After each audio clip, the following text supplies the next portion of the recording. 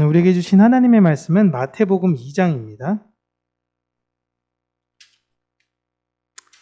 마태복음 2장 13절에서 23절까지 우리가 함께 읽도록 하겠습니다.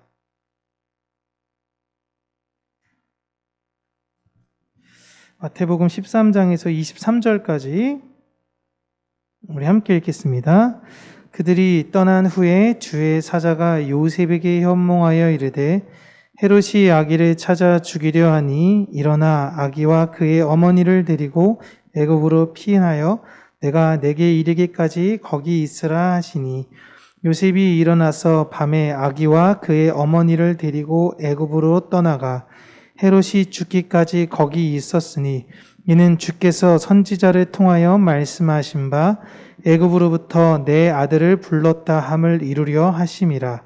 이에 헤롯이 박사들에게 속은 줄 알고 심히 노하여 사람을 보내어 베들레헴과 그 모든 지경 안에 있는 사내 아이를 박사들에게 자세히 알아본 그때를 기준하여 2살부터 그 아래로 다 죽이니 이에 선지자 예레미야를 통하여 말씀하신 바 라마에서 슬퍼하며 크게 통곡하는 소리가 들리니 라헬이 그 자식을 위하여 애곡하는 것이라.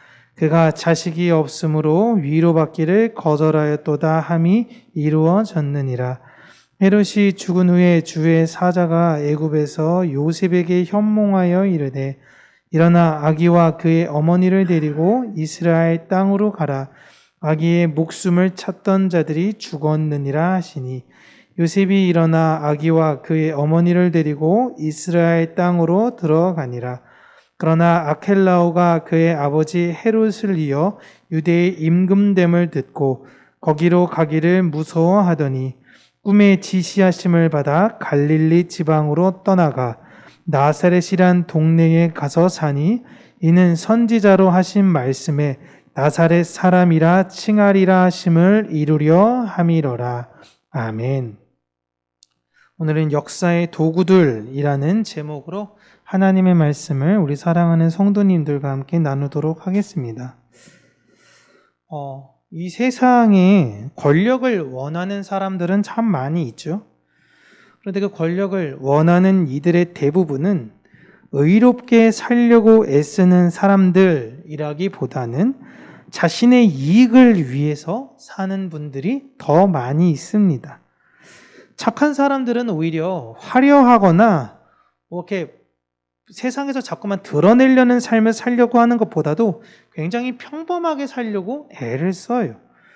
문제는 나쁜 사람들, 악인들에게 있죠.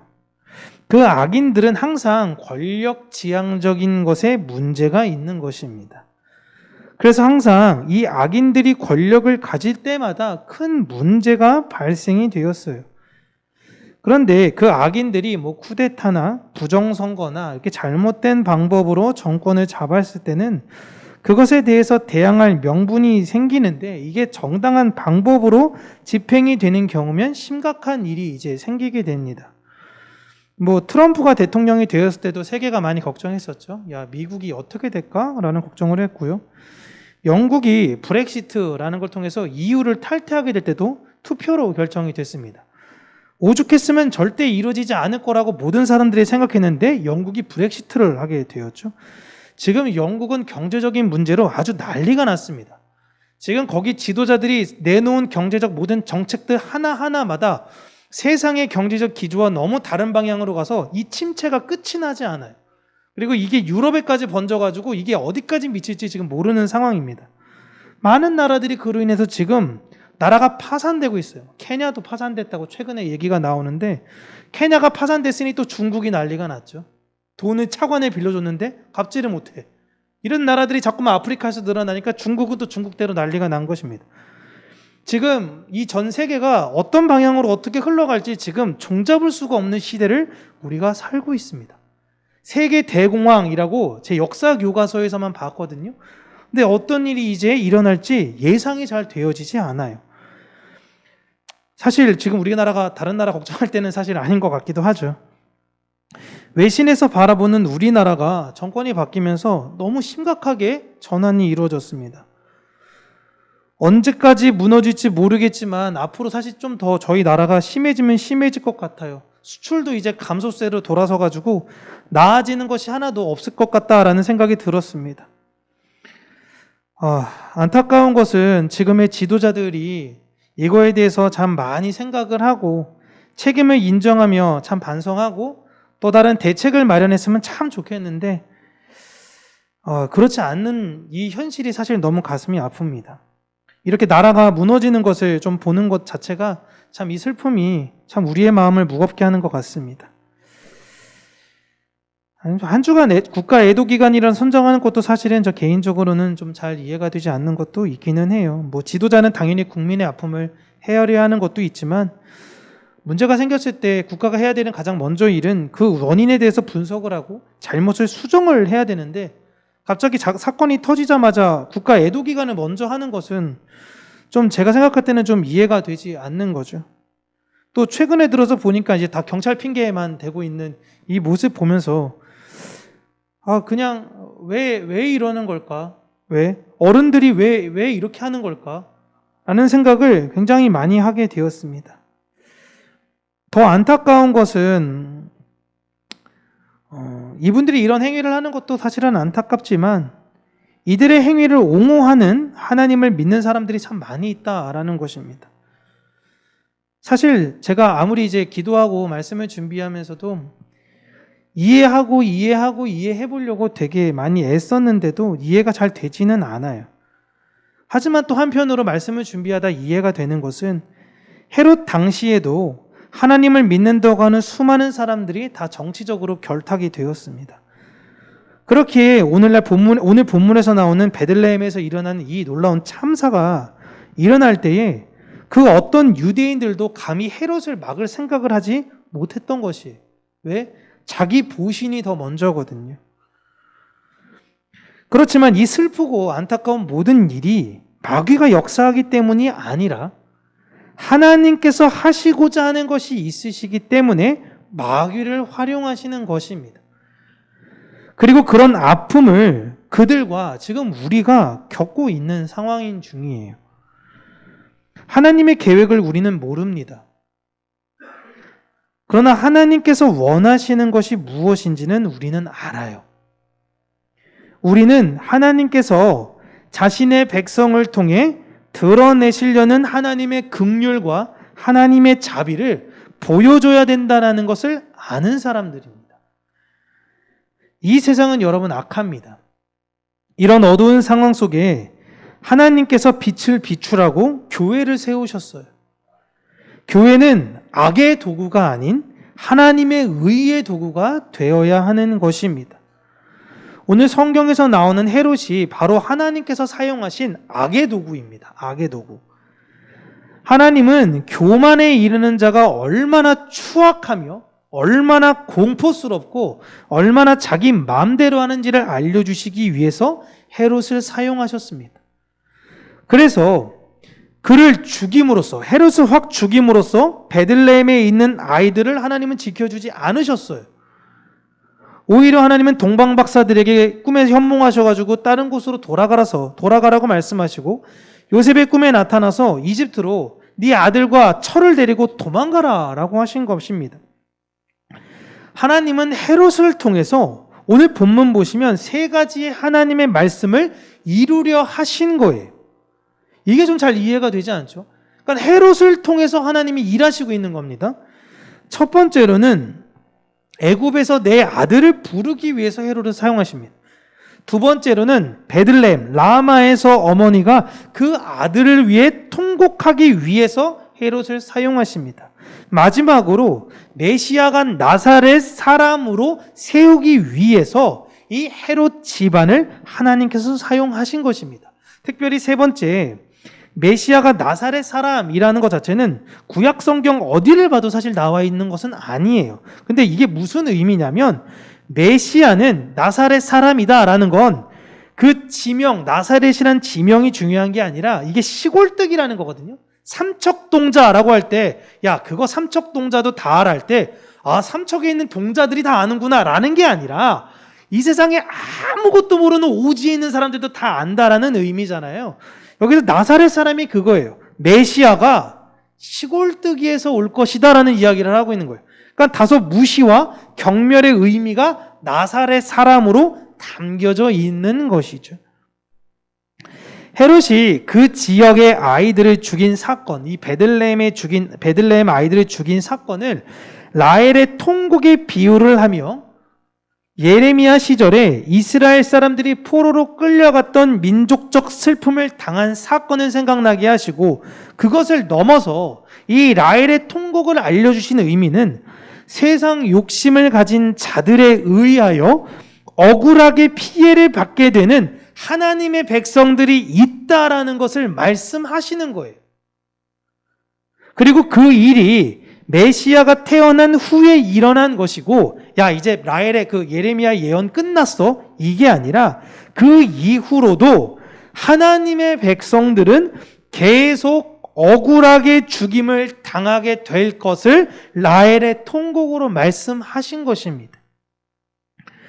그리고 그 아들이 애굽에서 다시 가나안으로 부른다라는 것은 하나님께서 자신의 백성을 반드시 구원하신다라는 것을 예수님을 통해서 보여주시는 거예요. 마지막으로 그 메시아는 세상에서 아주 보잘것없어 보이는 존재로 오실 것이다 라는 것은요, 이걸 다 교회의 모습을 이야기하고 있는 것입니다. 교회는 나사렛 출시처럼 작고 보잘것없는 공동체 같아 보일 거예요. 그래서 세상에서 조롱받고 손가락질 당해요. 세상의 힘을 너희들도 사모하는 교회는 커지고 힘도 세질 텐데, 예수 그리스도의 그 험한 십자가만 붙들면 붙들수록 교회는 오히려 그 힘이 세상에서부터 멀어지는 거예요. 그러니까 세상에서는 조롱하게 되는 거죠. 언제까지 그렇게 있을 거야? 라는 거죠. 그럼에도 불구하고 교회는 세상의 힘을 자랑하는 권력자에 편승하는 것이 아니라 오히려 그들에 의해서 핍박을 당하게 됩니다. 그리고 어려움을 겪게 되지만 그 교회를 하나님께서 반드시 구원하신다라는 것을 믿는 사람들이에요. 이들이 교회예요. 하나님은 지금 이 이야기를 누구를 통해서 지금 일하신 거냐면 헤롯을 통해서 일하신 거예요. 악을 선으로 선용하시는 것을 보여주는 대표적인 부분인 것입니다. 이러한 사건을 보여주기 위해 헤롯을 그런 광기의 도구로 하나님께서 사용하신 것이죠. 창세기에서 야곱의 가족들이 기근을 겪었을 때에 예상하지 못한 방법으로 하나님께서 그들을 구원하셨습니다.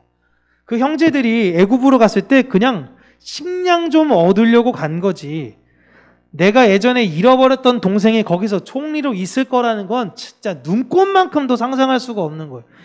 야곱은 아들이 그 이야기를 전하러 올 때까지 사실 믿을 수가 없었어요. 수십 년간 자신의 아들은 그냥 죽은 거예요. 죽은 거. 죽은 그 아들을 통해서 하나님께서 이렇게 구원하실 걸 야곱은 상상도 못했습니다.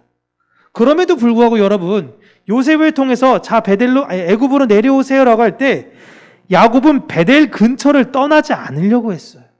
이제 가면 안 돼. 하나님이 이제 나 여기 머물러 있어야 되니까 언제든지 내가 베델로 갈 수 있는 그곳에 내가 있어야 된단다라고 하는데 떠나지는 못했어요. 그때 밤중에 하나님이 가라라고 하셨죠. 그래서 떠난 것입니다. 그리고 때가 되어 이스라엘은 다시 가나안으로 돌아오게 됩니다. 이와 같이 예수님은 헤롯이라는 어려움, 야곱 때는 기근이라는 어려움이 있다면 예수님은 헤롯이라는 어려움 때문에 애굽으로 내려갈 수밖에 없었어요. 그리고 헤롯이 죽어서 다시 때가 되어 돌아오게 하셨지만 그 아버지 요셉이 그 헤롯의 아들인 아켈라오가 유다, 자기 고향이 있는 그 유다 땅의 임금이라는 것을 알게 되고, 혹여나 자신의 정체가 들통이 나면 잘못될 수 있으니까 갈릴리로 도망가게 되죠. 그것도 갈릴리로 도망가서 좀 규모가 큰 그룹에 그나마 있으면 가버나움이 됐든 그런 곳에 있었으면 좀 나았을 텐데 더 시골로 숨어 들어간 거예요. 그게 어디냐면 나사렛인 거예요. 그래서 아주 작은 동네로 피한 것이 다 하나님의 계획이었다라는 것입니다. 왜 구약의 이런 모습을 예수님께서 그러면 다시 보여주실까? 왜 다시 예수님께서 이걸 반복적으로 보여주시냐면 메시아가 오기 전에 구약 시대에 메시아가 올 것을 믿는 사람들이 있었습니다. 하나님의 백성들이 메시아가 올 걸 믿었어요. 근데 메시아는 지금 즉 예수님 때만 오신 것이 아니라 그 구약 시대에도 너희들과 함께 계셨다라는 것을 지금 알려주려고 하시는 거예요. 그러니까 그들은 외롭게 두고 너희들은 알아서 해라. 이스라엘아, 너희들 알아서 살아. 하나님 말씀대로 순종하고 살아야 돼. 라고 단순히 명령만 하신 것이 아니라 그들의 걸음걸음을 말씀이신 메시아께서 그들과 함께 걸으셨던 거예요. 그래서 성막이 있었고 율법이 있었고 성전이 세워졌고 그들이 가는 곳곳에 그들과 메시아께서 함께 걸으셨던 것입니다. 그걸 예수님께서 말씀이 육신으로 입어서 다시 한번 완성으로 보여주시는 거예요. 그렇게 확인시킨 거예요. 그렇다면 이제 그 예수님께서 다시 승천해서 하늘로 올라가셨죠? 그러면 구약시대 사람이나 우리 때나 사실 똑같아 보입니다. 예수님이 안 보이니까요. 그런데 그때와 똑같이 메시아가 오실 거야 라는 걸 믿듯이 예수님이 다시 오실 거야 라고 믿는 지금의 사람들과도 우리의 모든 교회의 걸음걸음과도 메시아이신 예수님은 함께 걷고 계신다라는 것을 지금 보여주시는 거예요. 그 의미로 예수님께서 오셔서 구약에서 이스라엘이 했던 그 모든 것들을 다시금 하시는 거예요. 세례받고 이후에 어디 가세요? 광야로 가시는 거예요. 다 그렇게 예수님께서 다시 한번 보여주시는 거예요. 그런데 그런 예수님과 동행하는 길이 늘 좋은 길로만 보이는 것은 아닙니다. 기근과 질병과 전쟁 이런 일들이 일어나요. 아브라함도 하나님께서 부르십니다. 너는 너의 본토 친척 고향 아비집을 떠나서 내가 너에게 지시한 땅으로 가라. 가면 잘 될 줄 알고 갔어요. 이건 웬걸? 주변 사람들이 아무도 자기를 환영하지 않는 거예요. 이게 잘못하면 다른 사람들과 전쟁을 벌일 수도 있는 거예요. 너무 힘든데 이 동네 가도 외면받고 저 동네 가도 외면받는 거예요. 하나님께 제단을 드릴 때 그러니까 어쩔 수 없이 베델과 아이 사이에 아무도 없는 곳에서 하나님께 제단을 드릴 수밖에 없었던 겁니다. 하나님이 나에게 말씀하셨잖아요. 가라면서요. 복 주신다면서요. 안 줬습니다. 또 더 내려갔습니다. 오히려 기근이 일어났어요. 이게 웬걸? 그래서 애굽으로 내려가지 않습니까? 예수님과 분명히 하나님께서 우리에게 동행하는 그 길을 보여주실 때 진짜 탄탄대로일 것 같은데 생각보다 그렇지 않는다라는 것입니다. 기근과 질병과 전쟁 이런 일들이 일어나요. 이런 것들은 다 아담 이후에 일어난 죄의 열매들입니다. 그런데 하나님께서 이런 죄의 열매를 통해서 하나님의 백성들을 연단하시고 하나님의 예언대로 완성시키시는 거예요. 이렇게 우리를 지금 만드시려고 하시는 것입니다.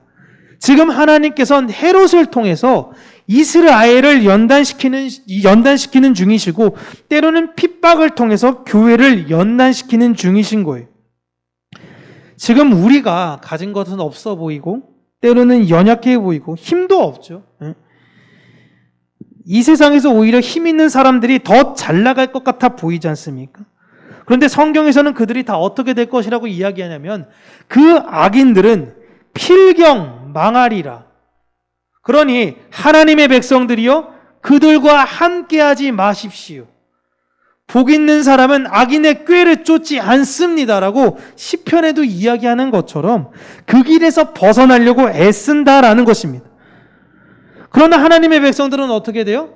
영원히 주의 집에 주와 함께 거하는 것, 구원받게 된다라는 것을 믿게 되는 것입니다.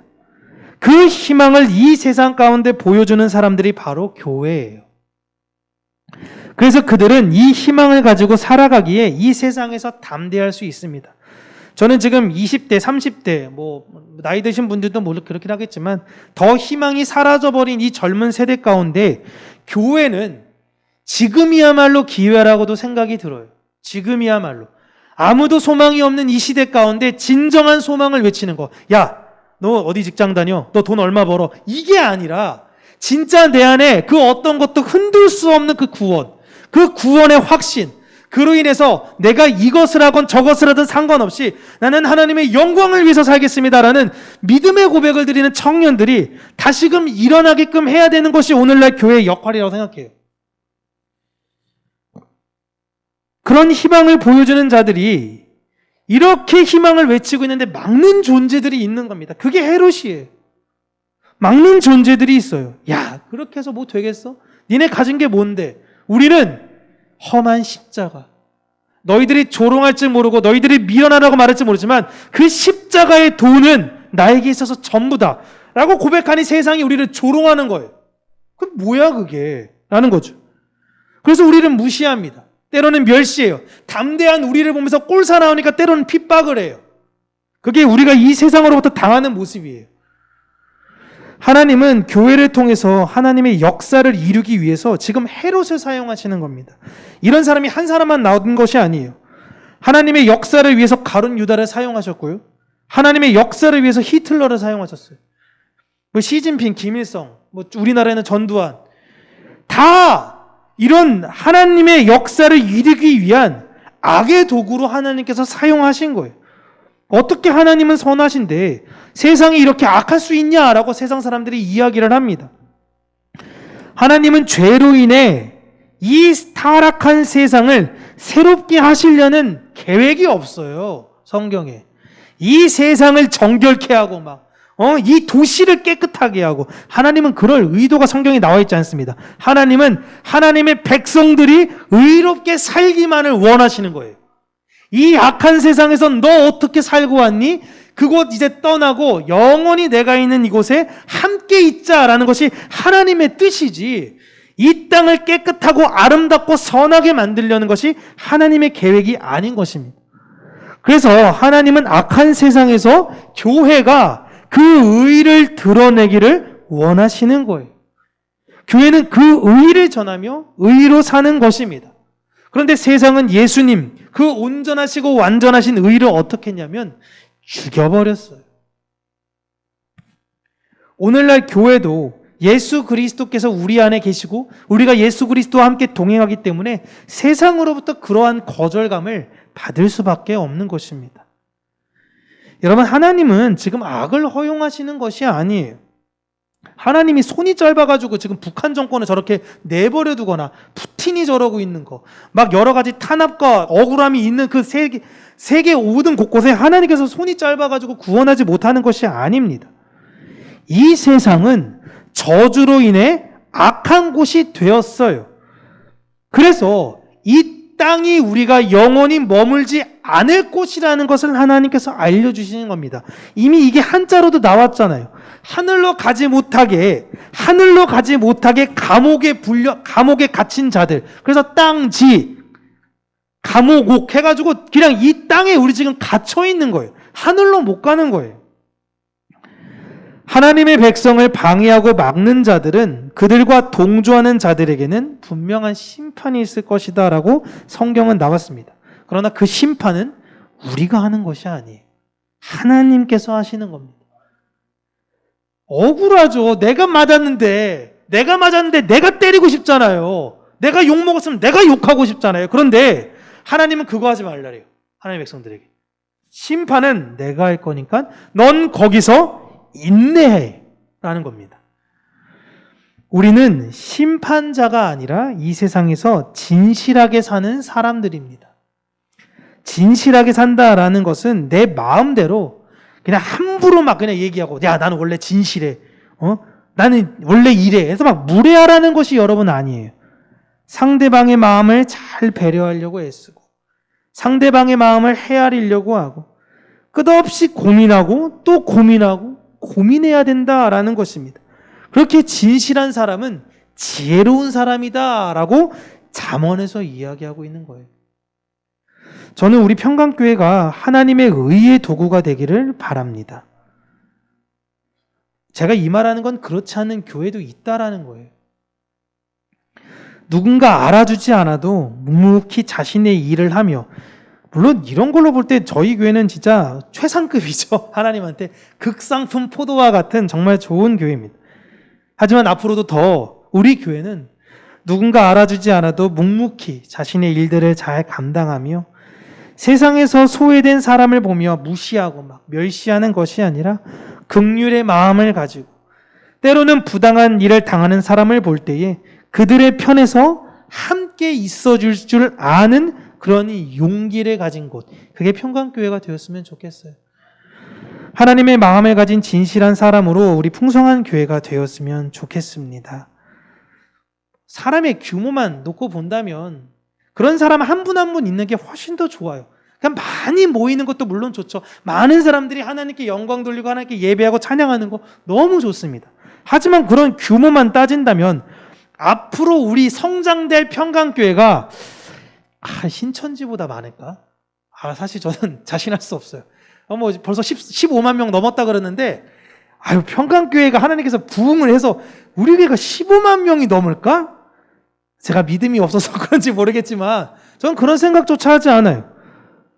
그렇게 따지면 인원수만 따지면 그런 이단들이 우리보다 훨씬 많죠. 그런데 그게 진짜 중요한 것이 아니지 않습니까?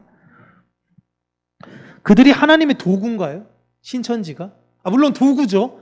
하나님의 악의 도구로 지금 쓰여지고 있는데 그들은 하나님의 의의 도구가 아니듯이 저는 우리 평강교회가 하나님께서 마지막 날에 칭찬하시는 그 의의 길을 걸으며 인내하고 하나님께서 우리를 끝까지 구원하셨다라는 것을 믿음으로 말미암아 이 세상에선 억울한 일을 겪어 통곡하기도 하고 때로는 시골뜨기, 천한 출신, 가진 것 없는 자라는 모욕을 당해도 내가 그리스도 때문에 묵묵히 인내했다라는 것을 하나님 앞에 믿음으로 고백하는 저와 여러분, 우리 평강교회 역사의 도구가 되는, 의의 도구가 되는 평강교회가 되기를 주님의 이름으로 축복합니다.